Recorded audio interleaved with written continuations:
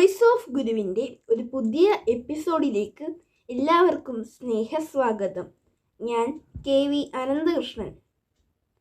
ഓം ശ്രീനാരായണ പരമഗുരവേ നമഃ. ഓം ശ്രീ ശാരദാംബായേ നമഃ.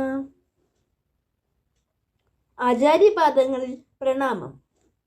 ഭഗവാന്റെ മധുരവാണികൾ ശ്രവിക്കുവാൻ ഭാഗ്യം ലഭിച്ച എല്ലാ സുഹൃത്തുക്കൾക്കും എൻ്റെ വിനീത നമസ്കാരം. ഗുരുസാഗരം ആധ്യാത്മിക കുടുംബമാസികയിലെ പംക്തികൾ പരിചയപ്പെടുത്തുന്ന വോയിസ് ഓഫ് ഗുരു എന്ന ഈ ചാനൽ നിങ്ങൾക്ക് ഇഷ്ടമാകുന്നു എന്നറിയുന്നതിൽ സന്തോഷം. തുടർന്നും സപ്പോർട്ട് ചെയ്യുക. ലൈക്ക് ചെയ്യാനും സബ്സ്ക്രൈബ് ചെയ്യാനും മറക്കരുത്.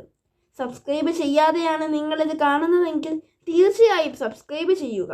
അങ്ങനെ ഈ വിശുദ്ധ കർമ്മത്തിൽ പങ്കാളികളാകാൻ എല്ലാവർക്കും ഭാഗ്യം ലഭിക്കട്ടെ എന്ന് ആശംസിക്കുന്നു. ഇനി ഇന്നത്തെ വായനയുടെ വിഷയം എന്താണെന്നറിയാം. ഗുരുസാഗരം ആധ്യാത്മിക കുടുംബമാസികയുടെ ചീഫ് എഡിറ്ററും ശ്രീനാരായണ ഗുരുവിദ്യാപീഠം ആചാര്യനുമായ ശ്രീ സജീവ് കൃഷ്ണൻ സാർ 2025 ഡിസംബറിലക്കം മാസികയിൽ എഴുതിയ സച്ചിന്തയാണ് ഞാനിവിടെ അവതരിപ്പിക്കുന്നത്. ആചാര്യനോടുള്ള വായനക്കാരുടെ ചോദ്യവും അതിന് ആചാര്യൻ നൽകുന്ന മറുപടിയുമാണ് ഇവിടെ വിഷയമാകുന്നത്. ശ്രീമദ് നാരായണ ഗുരുപുരാണം എന്നാൽ?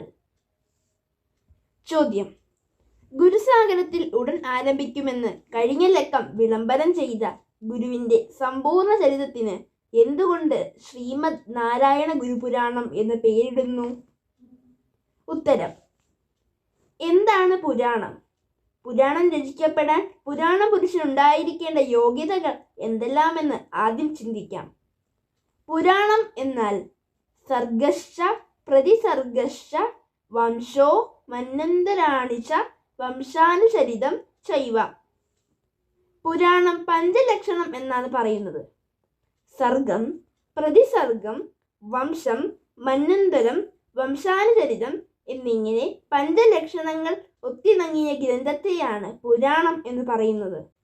സർഗം പരാശക്തി ചരിതവും, പ്രതിസർഗം സൃഷ്ടി സ്ഥിതി സംഹാര ചരിതവും, വംശം ദേവാദികളുടെ വംശക്രമ വിവരണവും, മന്വന്തരം 14 മനുക്കളുടെ ചരിത്രവും കാലനിർണയവും, വംശാനുചരിതം സ്വയംഭൂവാദി മനുക്കളുടെ വംശപാരമ്പര്യവും വിവരിക്കുന്നു.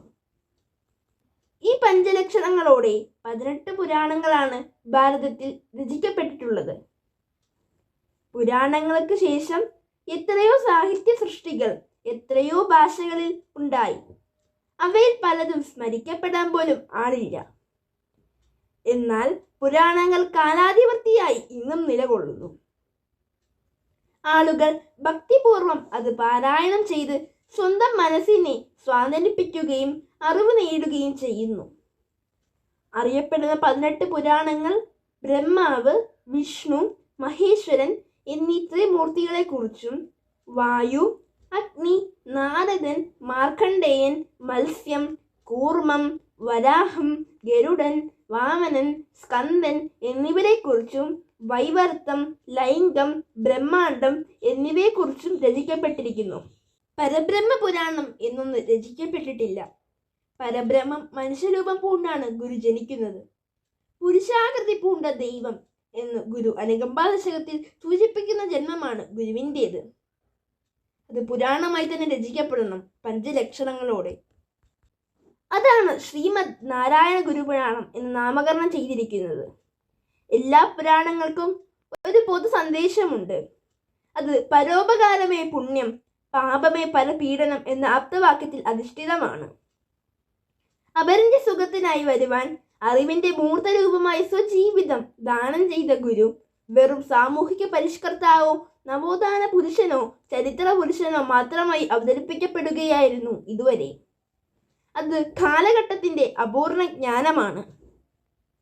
ഇനി ഗുരുവിന്റെ പൂർണ്ണ പ്രഭാവം വരികയാണ്. ഗുരുവിന്റെ സത്യസ്വരൂപം അറിയുന്നവർ ലോകം മുഴുവൻ ഉണ്ടാകാൻ പോകുന്നു. അവർക്ക് ഗുരു പ്രത്യക്ഷമായ സാന്നിധ്യമായി അനുഭവപ്പെടാൻ പോകുന്നു.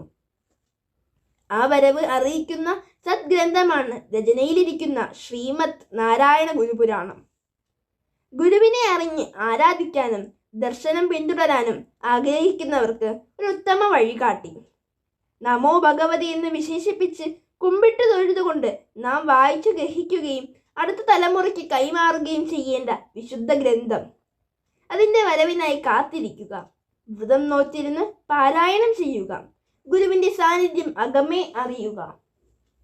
ഇതോടെ ഇന്നത്തെ വായന പൂർണ്ണമാകുന്നു. ഗുരുസാഗരം മാസിക വായിക്കാം, വരിക്കാരാകാം. 600 രൂപ അടച്ചാൽ 1 വർഷത്തേക്ക് മാസിക തപാലിൽ ലഭിക്കും. 60 രൂപ അടച്ചാൽ സിംഗിൾ കോപ്പിയും ലഭിക്കും. പണമടക്കേണ്ട ഗൂഗിൾ പേ നമ്പർ 80 78 18 88 58. ശേഷം അഡ്രസ് അയക്കേണ്ട വാട്സപ്പ് നമ്പർ 62 82 31 92 94. ഇപ്പോൾ മാസിക ഡിജിറ്റലായും ലഭ്യമാണ്. ലോകത്ത് എവിടെയിരുന്നും മാസിക വായിക്കാം. www.guruSagaram.com എന്ന വെബ്സൈറ്റിൽ ഡിജിറ്റൽ വായന ആസ്വദിക്കാം. ഇതോടെ ഇന്നത്തെ എപ്പിസോഡ് ഇവിടെ പൂർണ്ണമാകുന്നു. പുതിയ വിശേഷങ്ങളുമായി അടുത്ത ആഴ്ചയിൽ കാണാം. നമസ്തേ.